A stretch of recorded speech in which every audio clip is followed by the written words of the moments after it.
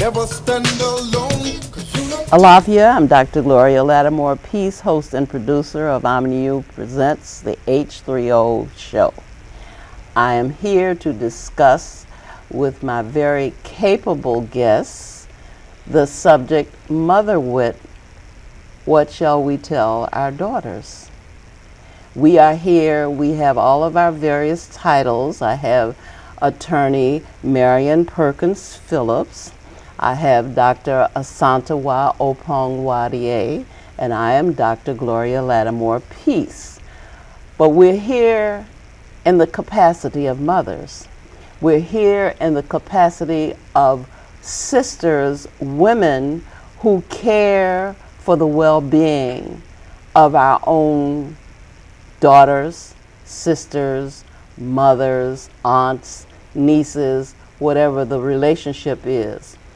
And I just want to say, do a little adjusting here, and that is that from our point of view, the point of view we will take, the perspective we will take, is that this is not all about biology. Your daughter does not need to be your biological child, because in our community as Africans, the daughters of the village were the daughters of the village, and even though they have biological parents and can trace their biological parents, other people in the community also took an interest in them. In fact, we brought that with us when we came, and we practiced it more in the rural South than we tend to do in the urban areas, because if you did something that was not appropriate in any other place but home, you were disciplined right where you were. And then the news would get home before you did, and when you got home, you would be disciplined again. So we understand the concept of parenting. We understand the concept of it takes a whole village. And we understand that the daughters to whom we are referring are our daughters, whether they live under our roofs or not. We agree? Yes. Okay. Yes. So now that we have shown you that we are in agreement and that we are here as mothers, we want to take up a little bit, I don't know how much, of this thing that is currently called domestic abuse, domestic violence, hate crimes against women, and we want to follow it to its root. We want to see how we get that started, not how it just how it expresses itself when some woman is violated by some other person. So who wants to start? Who wants to weigh in here? I think I'm looking at Asantewaa, so I'm looking at her as though she's going to be the one. Yeah. Dr. Peace, that subject is deeply troubling to me, particularly with the images that we've seen on television during the past weeks of, Black women, women who could be our sisters, our daughters, our friends, being very badly abused, to the sight of the world, and of course, like you said, that comes this long. It has a very long root.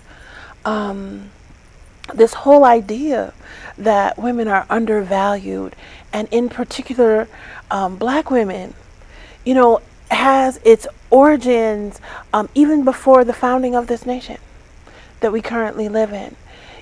This whole idea that we could go and take people, that Americans, Europeans could go and take people and make of those people property and do with those people what they want, of course, contaminated our community.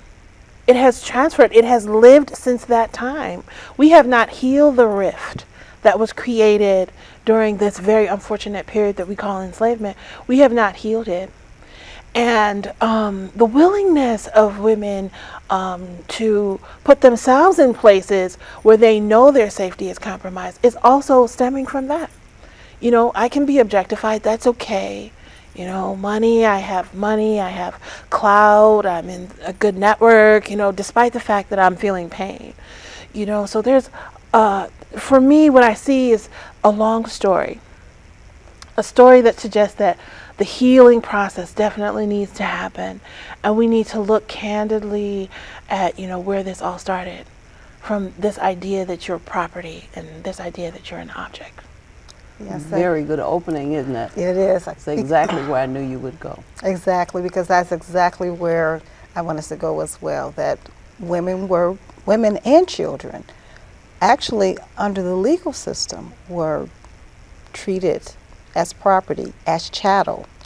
That was the word that was used at common law. And when we're talking about just the American system, we can't help but also bring in the role not only of the law, not only of culture, but of religion.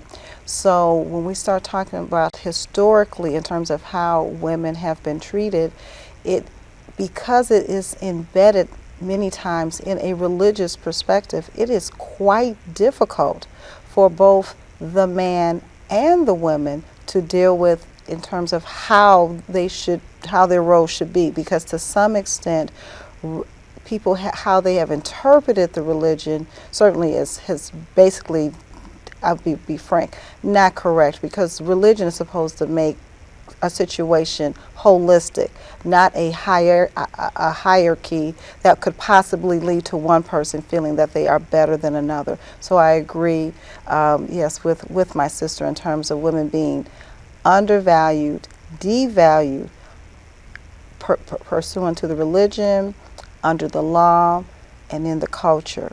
And it stems it's very, very deeply rooted, very, very deeply rooted, even before the beginning of America. So it is something that's taking a long time to educate everyone about. Domestic violence, intimate partner violence is a global problem. It is a global problem, and it is rooted in the culture, in the religion, and to some extent, many people feel that the laws are for everything except what goes on in their family and behind closed doors. And so since many people feel like that around the globe, they're feeling that what they're doing behind closed doors and with their spouse or with their girlfriend or with their child is actually permissible. Well, here we have, we've unearthed two at least, perhaps three roots. One is servants, obey thy masters. Mm-hmm. The other one is wives, obey thy husband. Mm-hmm. And the third one that came out when you talked about women treated as girls, that women are never really adults. Mm-hmm. You know, we never fully mature. Mm-hmm. Children, obey your parents. Mm-hmm. So now you take those and you add to them, or you couch them in this notion that you are an object, that you are not a person, mm-hmm. that you are someone's property. And we know how far, and when you point out that this is a global thing, we know from study of not just Black history, but other history, we know that women could be killed and the husbands would not be punished, mm-hmm. because the woman was the property of her husband. And so if he beat her, if he killed her, and this went on in Europe in, I guess, their dark ages. Mm-hmm. So let me say this before we return, because this is kind of a triage we're doing here. Mm-hmm. As you say, it's deeply troubling, and so you want to run right in and do something. But first of all, you have to analyze what it is that you need to do. So let me say that the whole notion of this individual man who beats this individual woman is not this isolated incident as we are saying. That when you traced it back to its root in chattel slavery, when we saw that people who have as a part of their culture, as a part of their worldview, that they are entitled to take people as property to be bought and sold like cattle or furniture. That has to be the beginning. Nothing could have preceded that except the worldview, and the worldview which entitled you to think that way and therefore to behave that way. And so consequently, there has been centuries of this before it got to where we are now. The point that you made about women, which of you made the point about women putting themselves into harm's way as though that's you? Mm-hmm. As though they don't matter, they have no value. You want to elaborate there? Definitely. One of the things that happens in a society that is based on individualism is the breaking up of the coalition of females that is absolutely necessary for the safety and for the evolution of women. And so you will actually get women, especially childbearing years, pitted against each other, like I'm prettier, I can attract more men than she can, or, just for all kinds of reasons. She has better hair, just silly, superficial reasons against each other, and therefore we never kind of build up women's wisdom, this kind of immediate insight that a woman needs to carry, that recognize when you are putting yourself in a place where your safety is compromised. Because that is the only advantage you have over someone who is physically stronger than you, is that you recognize danger and you move away. And we never get to really build that wisdom up because of how the society is designed, that pits women against each other and keeps women competing with each other, especially for male attention. So I really see where women can be stronger and avoid, a male who isn't evolved enough to know that he shouldn't beat on you. Avoid it, by building up your own inner mother wit, your own inner wisdom. And that comes from speaking and talking to other women. Mm-hmm. So you're saying there needs to be cooperation among women, that women need opportunities to be together, that first of all, know thyself and love thyself, But how are we to find value in ourselves in a culture which, as Marian has pointed out, devalues women? Well,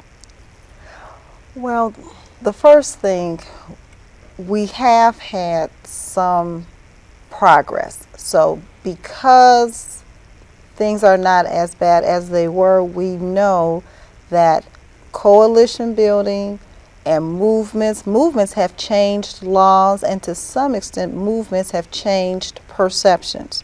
So when we talk about Ralph Ellison writing the book The Invisible Man, and so at one point, seriously, African Americans were invisible. To some extent, women were invisible. They couldn't vote until 1920, could not have credit in their own name. In certain countries, certainly in America, all women can drive. We know that in Saudi Arabia, women still cannot drive. We know about the Pakistani woman who had almost acid or something put in her face for talking about that the Pakistani girl should go to school.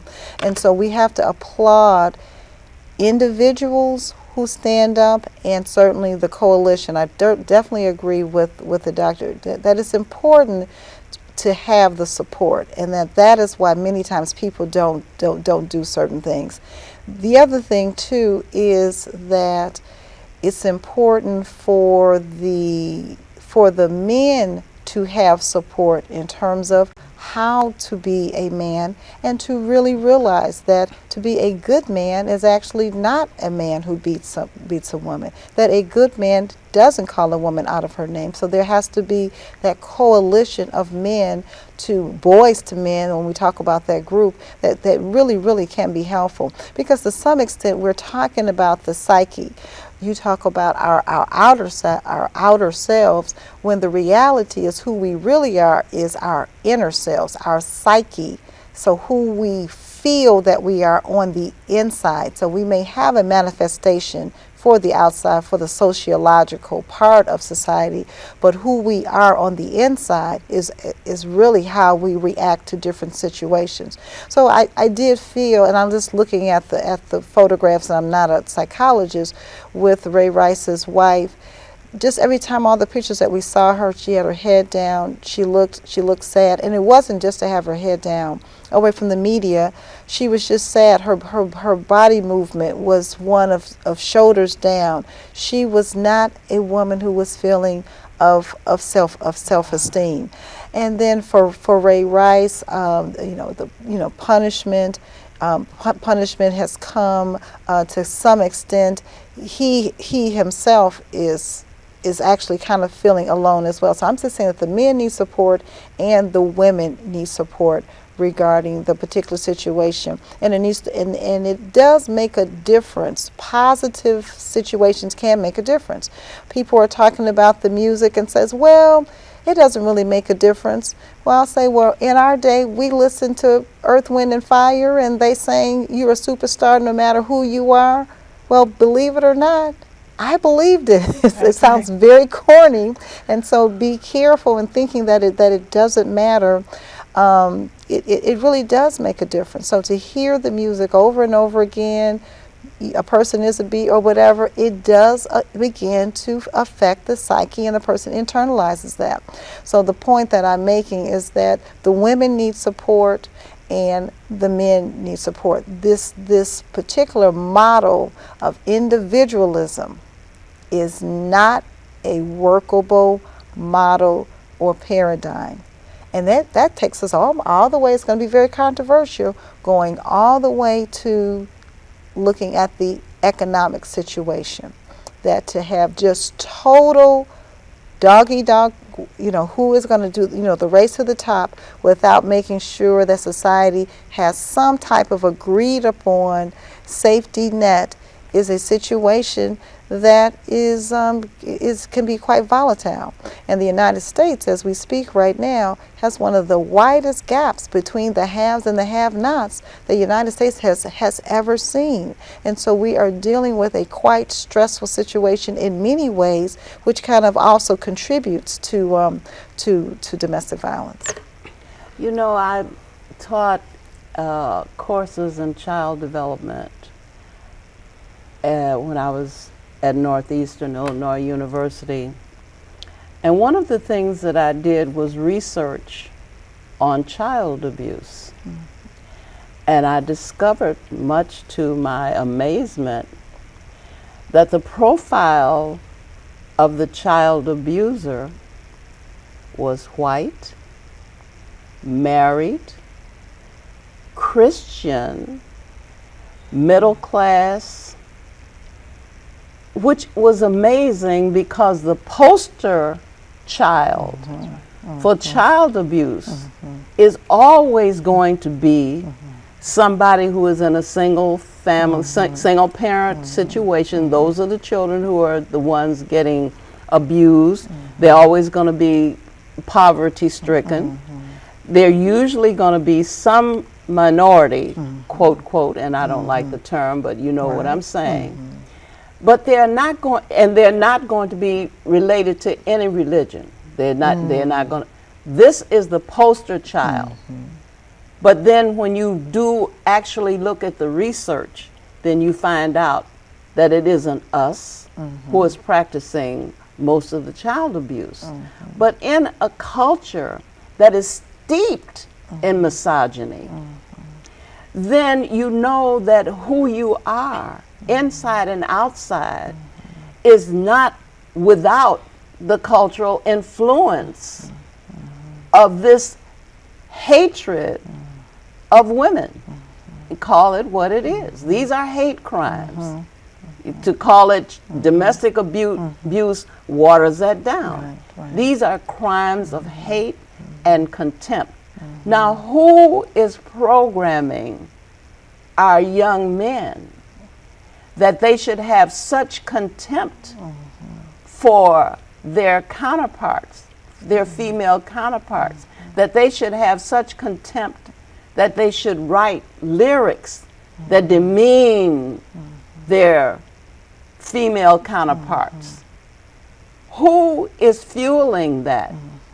Who is training people to be angry, but not at people who oppress them, but rather at other people who are objects of the same oppression? Both the males and the females in the black community are equally oppressed by the same oppression. But yet, a man can come home from work and blame how he's feeling on the woman who is home doing nothing more but trying to maintain a household. So to this transfer of this anger, first of all, this embedding, inculcating of this self-hate, we have to deal with that. Where do we get this contempt for ourselves? Well, I hope I'm able to fully express this idea. One of the things I found when I was doing my research during graduate school was I was interviewing H3o, and he told me, he said, when someone tells you their creation story, they are telling you who they are. So a creation story is not meant ever to just tell you about the beginning of the world. A person is really saying, this is my orientation to reality. This is what you should expect of me.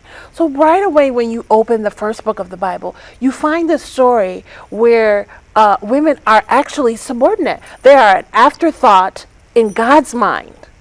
And this is setting this whole thing up for women being an afterthought, non-seriously taken. They are, I'll think about it when I have to.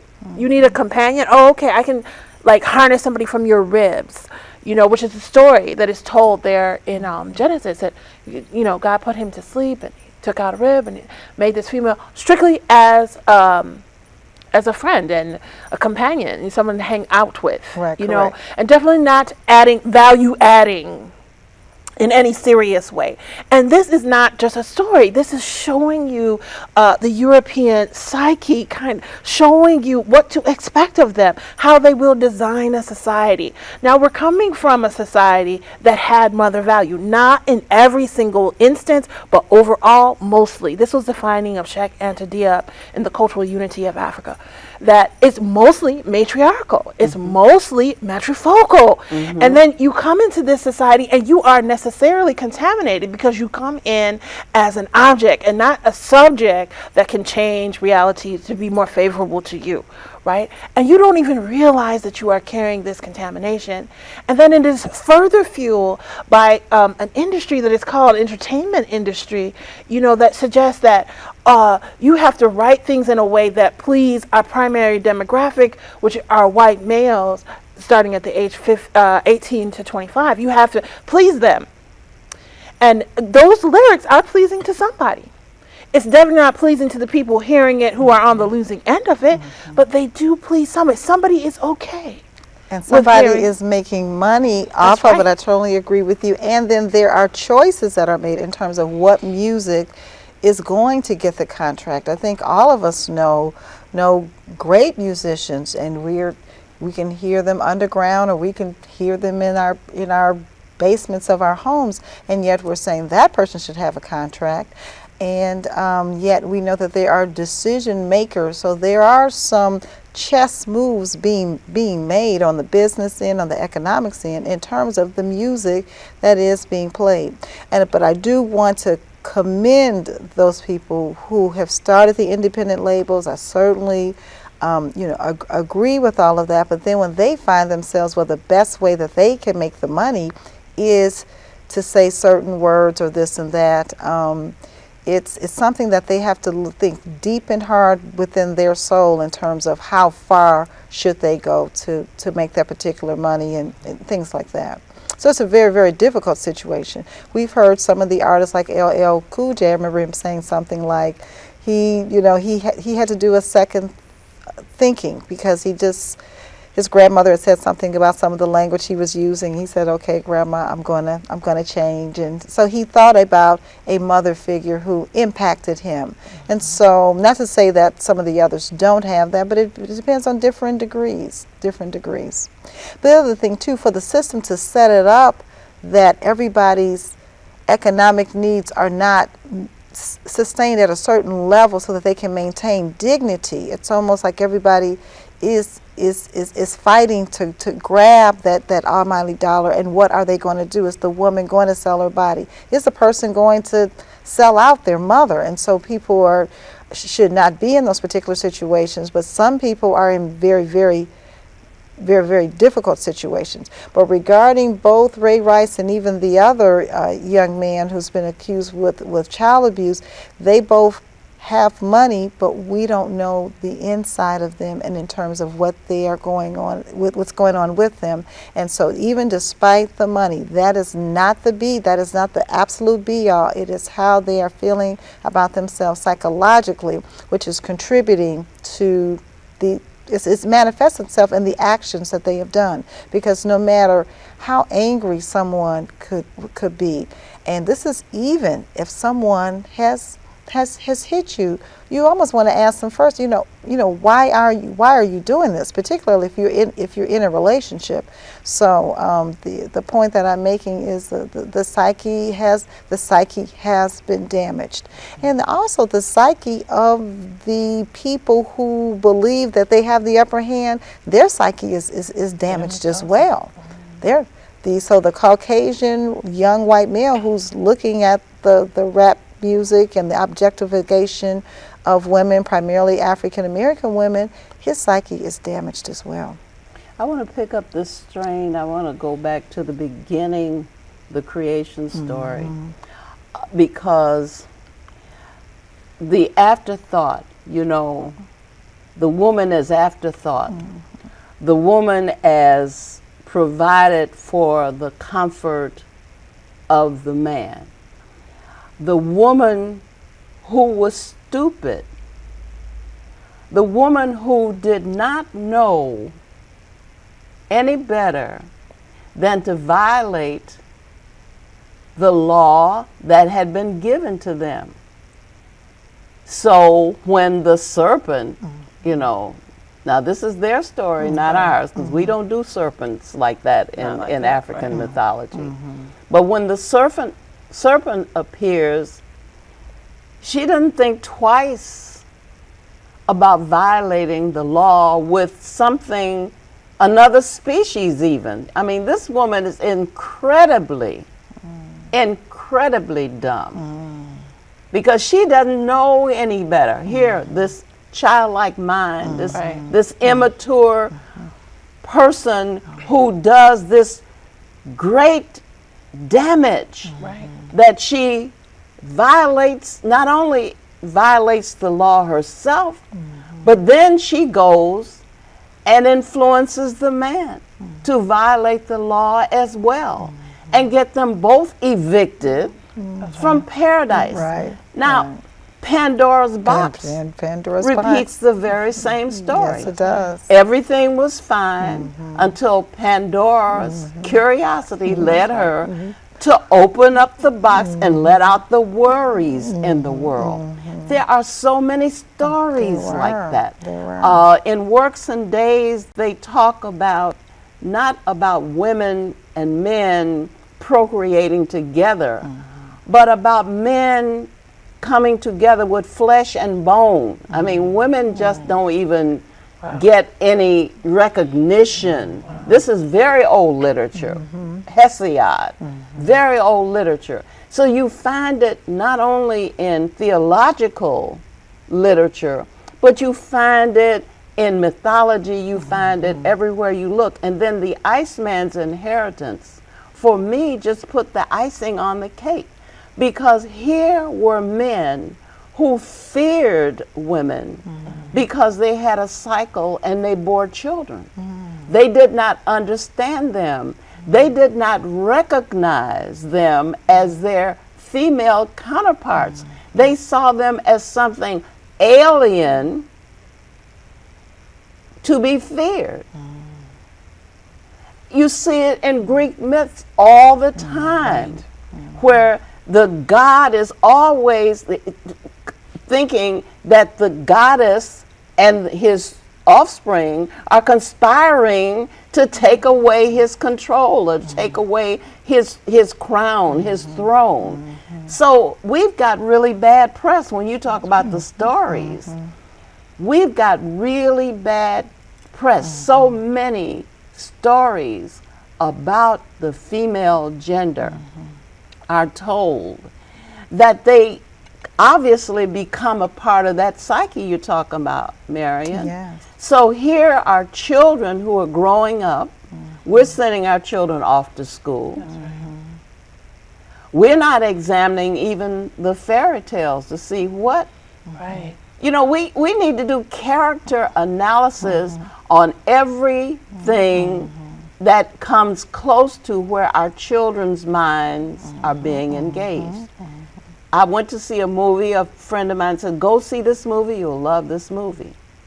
I went to see the movie. I said, I want a refund. She said, you didn't like the movie? I said, wait a minute. Here you have the black male character as a sociopath. The other black male is unfaithful to his wife.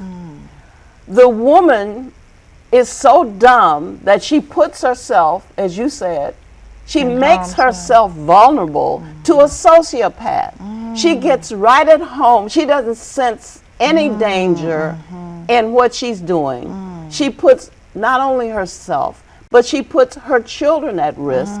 And in the midst of this, thrown in for good measure, you have a woman who, in fact, appears to lust after the stranger who is about to take out everything in that household. So what I'm saying is we don't do character analysis. Who is in this story?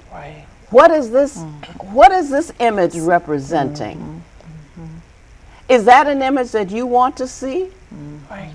Do you want your children to regard themselves, their fathers, their brothers, as these villains? Do you want to see icons in your community devalued and desecrated? Do you want to see Big Mama, the icon in the black community, represented by a male? Yes. Let us talk about these things. Yes. It is almost as though we have to rewrite the entire script of everything. Yes. Right? And with the serious intent to act as if we know that what we are doing is actually shaping and touching lives. Like you said, songs are shaping us, stories are shaping, everything we come in contact with is shaping us. That's right. And so there's like this creation story that comes out of the Ifa tradition from Nigeria that says that God sent all these men to the world to build up the world and create the earth, and he sent one woman. And all of them was like, oh, she's so young, she's not serious, and they got busy creating the earth and, you know, measuring, They kept trying to put it together, and it wasn't coming together. So they went back to Olodumare and said, what's wrong? And he says to them, have you consulted the female? And they're like, oh, why do we have to? You know, she's no big deal. And he was like, oh, well, that's where you're wrong. Until you do so, your plans won't work. So we literally have to go back and get the stories that remind, females and males about the importance of how females should be treated, their significance to reality, what they bring inherently. Not, you know, like, oh, she's achieved all this. No, just inherent, just being female. What is my value, right? Starting from the very beginning. And then just do away with I mean, I heard Ben Levy say he had a teacher that opened the window and just threw out all the books. That's kind of what we got to do. Just do away with. Right, but I want to add, at one point we were making progress, but as Frederick Douglass says, the price of freedom is eternal vigilance. And so when we talk about history, Sankofa, we have to know our past in order to predict what the future will do. And so it is imperative. We think that we're free, but we have begun to stop being eternally vigilant, and as a result, it is having a big effect in many areas. We're getting ready to relitigate the Voting Rights Act, voter suppression. We've been knowing for quite a while in terms of what has been happening in terms of police shootings of African Americans, unarmed African Americans, and we are dealing with situations that have played out in our society, but because we as a community have not been eternally vigilant, maybe thinking that freedom is actually, oh, we're so happy, but in order to continue to stay free, we must be vigilant, and that part of that vigilance is certainly, as you're saying, staying steeped in the history. And there are times where history ebbs and flows. There are times when we have that memory. We don't ever forget. Each of us has someone who has put it inside of us. So I do want to say this, that I'm hopeful, because I do believe that in each and every one of us, someone has placed that seed of memory. So that's the one thing that I do want to say. But the other part that I want to say is that the people who do have the history do need to come together, feed off of each other, and certainly be willing to share. Because I've actually spoken to some younger people who they've said, wow, you've told me this, I appreciate it. Oh, I wish my mom had told me that. And so we should never have, the kind of the generation gap that we do have today, where the knowledge is not being transferred. Because the knowledge is basically saying, we want to protect you and make you stronger. We don't want to leave you alone. We don't want to leave Ray Rice's wife alone, the little children, anybody. We do not want to leave them alone. The other point I'd like to add on, Dr. Peace, when you were talking about the profile, domestic violence, sexual assault, and child neglect is about power and control, and generally the victim is able to be silent or to be silenced.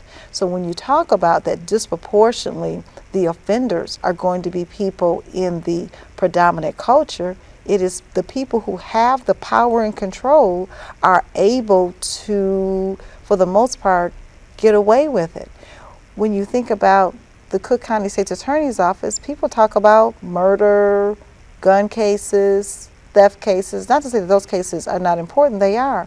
But domestic violence, those are cases that should be prosecuted.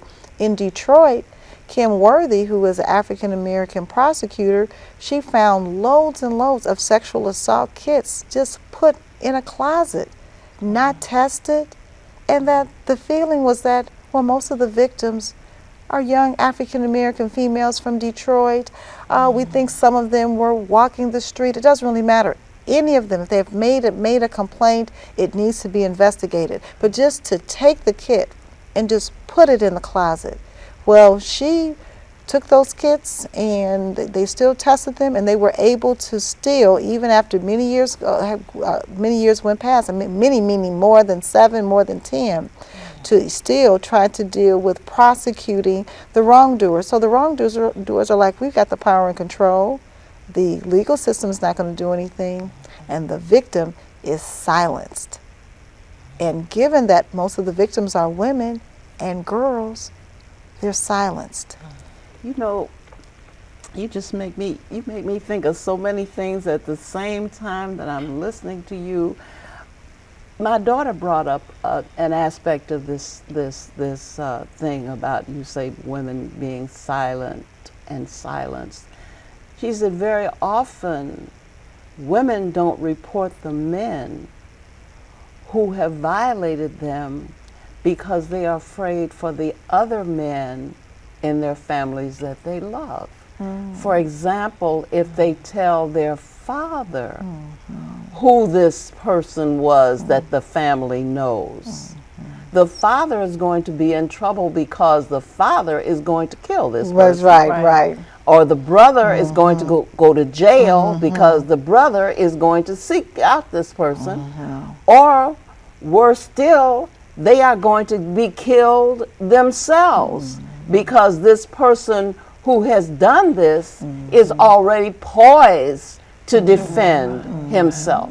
So you have that other aspect where the victim is silent, caged bird. Maya Angelou said she didn't speak for years after she told her uncles she had been violated. They went and killed the man immediately.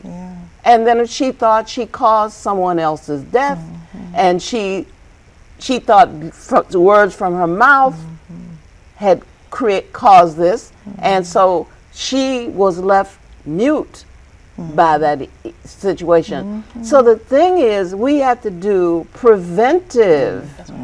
We can't wait until after the assault has taken place, the violation has taken place. Then we assess penalties. Then we assess who can allot penalties, because we have to see what the organization is going to say about what this person did to this other person. The organization was not harmed in any way with this brutal assault.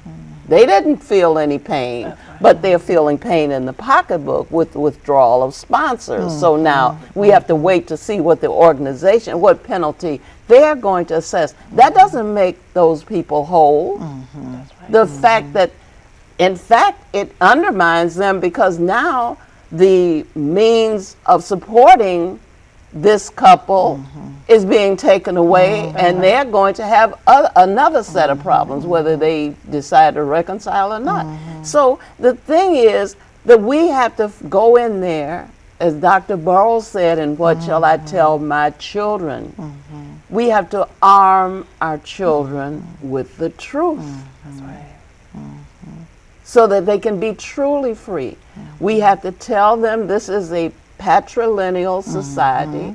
It is ruled by men and the values of men. We have to tell them that misogyny abounds, that macho behavior abounds, that men are rewarded greatly for being macho, for being devoid of feeling and emotion. We have to tell our daughters that this is the environment in which they are growing up. We have to also tell them about the rich past and present that we continuously experience in the talents and genius of our own people that gets obfuscated so that it doesn't come to light often enough. So that we have to arm them. We have to give them cultural armor, that they will value themselves, that they will see danger. They will see, very often the analogy is made that any hint of a insult against people of the Jewish faith, any hint is met head on. That's right. You don't play the dozens with them. Right. You don't say subtle stuff. Everything is regarded as trespassing on their image and on their personhood. We got to get sensitive. That's right. We have to be sensitive. I am valuable, not just because I am a female and I can give birth, but because if one gender could do it all, there wouldn't be two. That's right. So obviously there is a reason. I have a reason for being in the world. and you really don't want to see me bust to the moon, because you really don't want to see what kind of world, you know, I don't care what James Brown said about it being a man's world. As you pointed out in the story, the Ifa story, man couldn't even put the world together. And James Brown did say it would be nothing without a woman He or a did girl, say it would so. be nothing, but then he proceeded to give men credit for everything Yes, thereafter. yes. You know, so you don't really know what women contributed to it when you get through to the end of the song. But the important thing, you know, women have antenna that go out. That's right. What happened to that mother's instinct, that intuition? Spirit of discernment. You know, anytime you can destroy or dilute that, you have seriously violated a woman. Right. Anytime a woman will not kill you on behalf of her children, you know, anytime you get a female that will allow you to get away with abusing her young, that's unnatural. That's right. So we should see certain kinds of behavior. We should begin to send that antenna out and no, this doesn't add up. Right. That's right. This is unnatural. Exactly. Right. This is not, a woman will lay down her life for her young. That's all there is to it.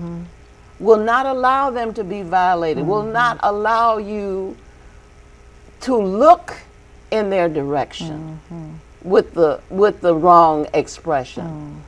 What do we have now that women can do other than that? We have some of that.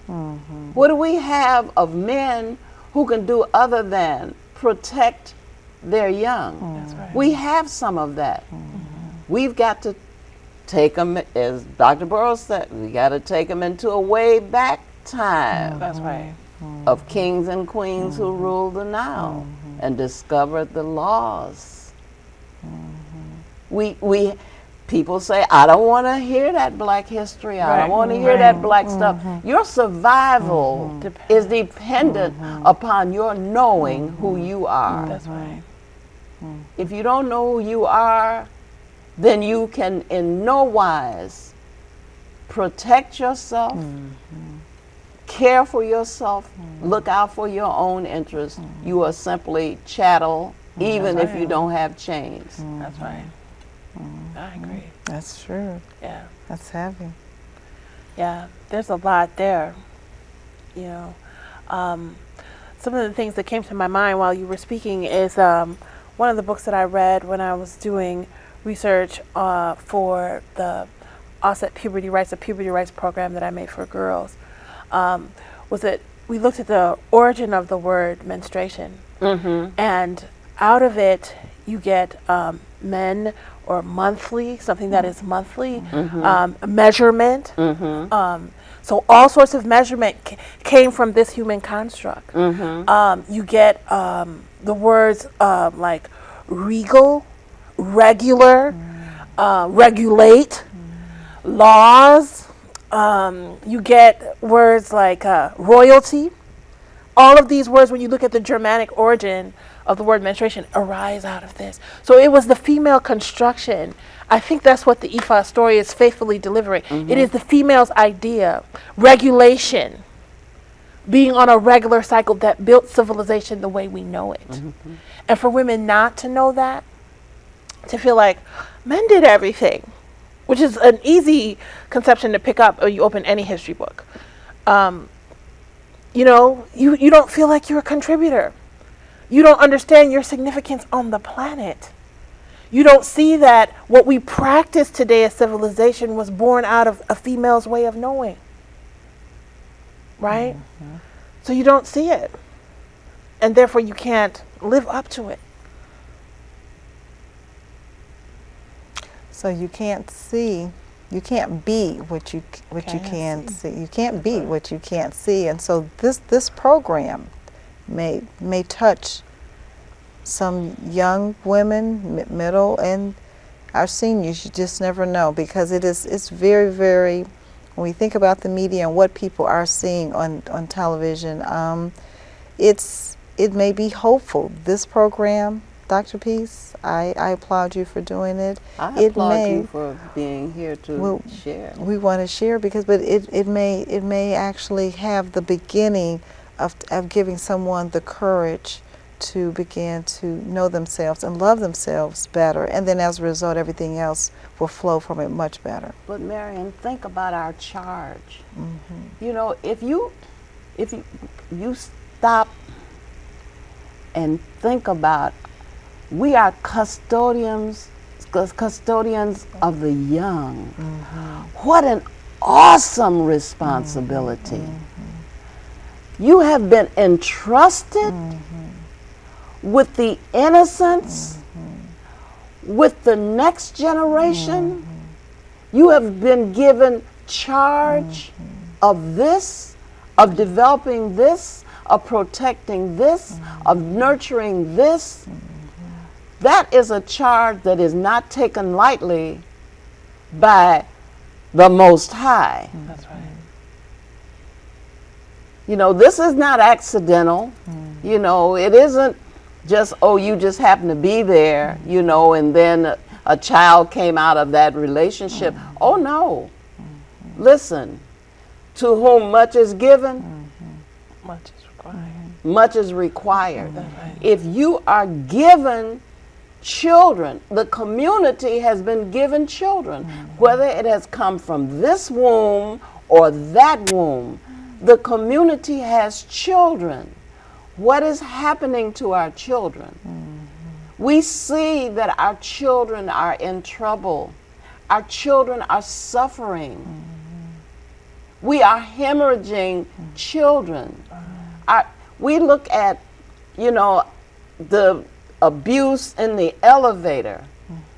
You can look at abuse on the street. Some man is standing here. You have busted him all the way down to selling cigarettes for a penny a piece on the street, and you cannot leave him alone. Right.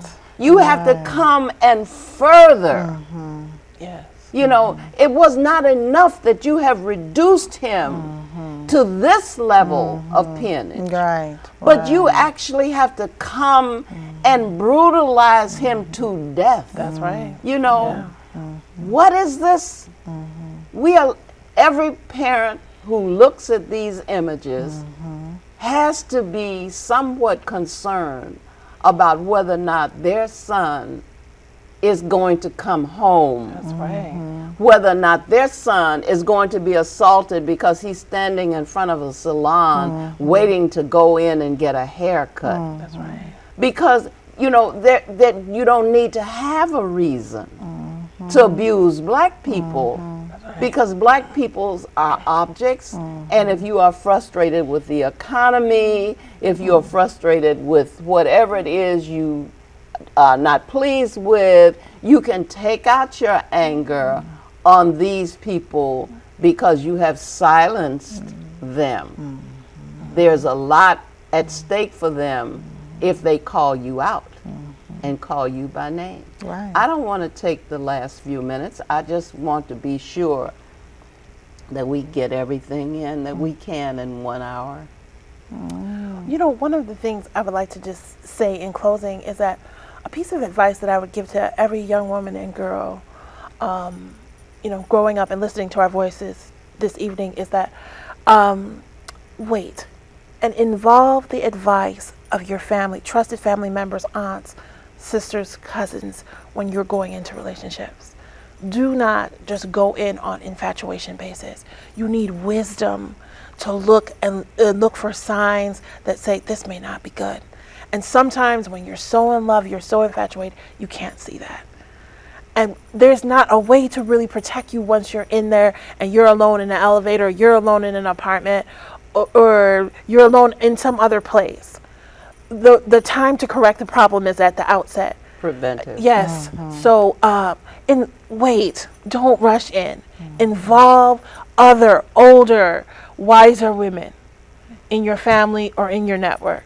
Right. In your decision making. Right. Marian. And my advice is to the young women, believe it or not, is to be careful when the man is calling you all the time, giving you all the flowers, at your house all the time, at your job all the time, that to some extent the person may think, oh, this is a really, really good boyfriend.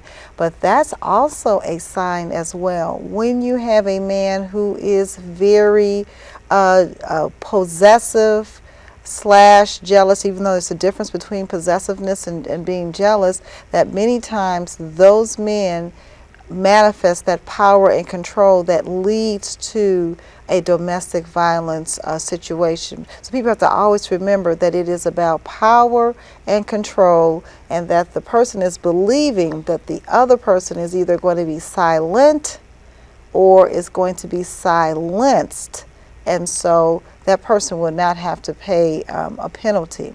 But you do want to be careful when it's a whole lot of flowers and it's calling. It's actually kind of checking in on you, because another part of love is that it is supposed to, and friendship, is that's supposed to make you feel happy, but also an element of freedom, because you are carrying that love with you, so you don't have to have it with you 365 days. But we know that the domestic violence happens quite a bit with our teens. And so when we talk about the dating violence, my advice is, please be careful, teenage girls. We love you, all of you. And that first guy who approaches you and calls you and everything, we don't want to be the ones to put the water on the relationship. Oh, here comes auntie and big mama and big sister.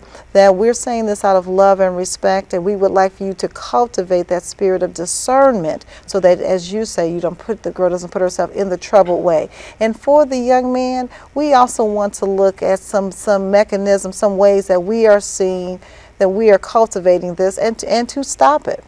We're encouraging, believe it or not, to try to stop spanking all of the children, the boys and the girls. The new modern way is, it takes a little bit longer, but to talk, so not to bring violence into the home at all, because so much violence is learned at the footstool of the dad and the mom, or there's so many step families or things like that. So we don't want to bring any violence into the home. And we have found, there's been studies, believe it or not, that spanking, especially without any explanation, many of the old school moms and dads, there was some explanation, but just a spanking of a young child without an explanation just causes many times the child to be fearful, and many times to be angry, and then that anger manifests itself much later. We want to see that nonviolence is practiced in the all home. realms. Correct. We want nonviolent law enforcement. Yes. We want nonviolent discipline in the home. We want nonviolent relationships. We just go for nonviolence across the board. Absolutely. Thank you. Thank you.